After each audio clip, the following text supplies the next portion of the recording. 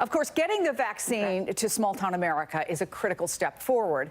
Actually convincing folks to get the shot is a whole different challenge. In Fredonia, Kansas, a town of about 2,500 people, one doctor has been dealing with hostility and backlash for supporting basic COVID measures.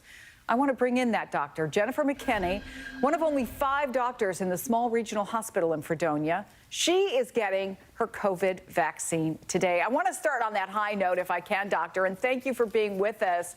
Talk to us about what it means to you to get this vaccine and for your community to have this vaccine. Chris, I cannot tell you how excited I am. I haven't been this excited for a really long time. And I will tell you that I am not even as excited about me getting the vaccine, but I'm more excited about my 76-year-old dad, who is one of my practice partners, who's been in this community as a physician for the last 42 years. He's getting the vaccine today, too. And it's just this relief as a doctor, as a daughter, as someone who sees a light at the end of the tunnel, that we're actually here and we're going to be able to do this, and we might actually be okay. Wow, that makes me tear up. 76, you said? How old's your dad? Yeah. 76-year-old, a small-town doctor. That's amazing. Here's what's not amazing. You've gotten threatening emails. You were the target of personal attacks on social media because you try to get people to do the right thing. Just yesterday, a Republican mayor in western Kansas quit because of threats after supporting a mask mandate. If getting some people to take this virus seriously has been so difficult, frankly, are you worried about getting them to take the vaccine itself? Yes, I am. You know, here in rural Kansas, in my county specifically, it took until October for us to get our first 60 cases. And then here we are in the middle of December, and we're already past 500 cases. Nearly 200 of those came in the last 2 weeks. And so I think somewhere in the middle, we kind of let our guard down and thought, well, maybe we're going to be fine. It's not going to be as bad as we thought it would be. But now here we are right in the middle of a huge crisis.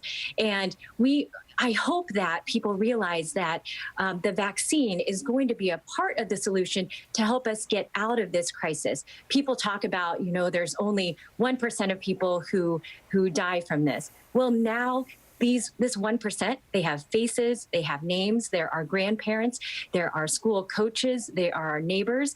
And I'm so hopeful that people will realize that this is serious and that we need to do something to stop the crisis and get back to real life.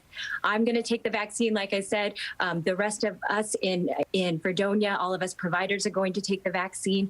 That's the best endorsement that we can give to be able to tell people, hey, we would never ask you to do something that we wouldn't do. So we'll continue to educate. We're going to try to dispel all the misinformation. But quite frankly, I'm nervous about what's going to happen in the meantime until we get enough people vaccinated, because a community like ours cannot continue to see the numbers rise like they are. Let me ask you one more thing, because we have a map. I don't know if you can see it, but it was compiled by NBC News related to vaccine access. And this is an NBC News analysis of pharmacies identified by the Department of Health and Human Services. 99% of Americans live within 50 miles of a pharmacy that's expected to carry the vaccine, but it drops to 80% within 5 miles. And the red on the map signifies close to 0% within 5 miles of a participating pharmacy. What concerns do you have moving forward when it comes to access to and distribution of the vaccine?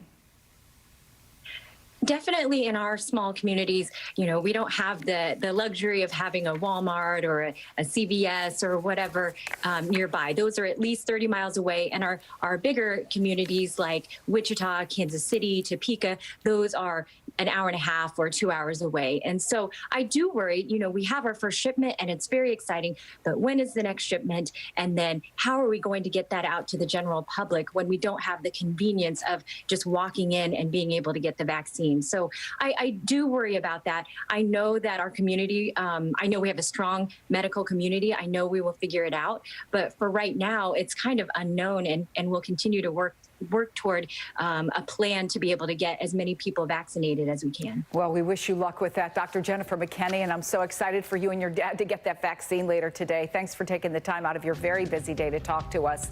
And coming up, new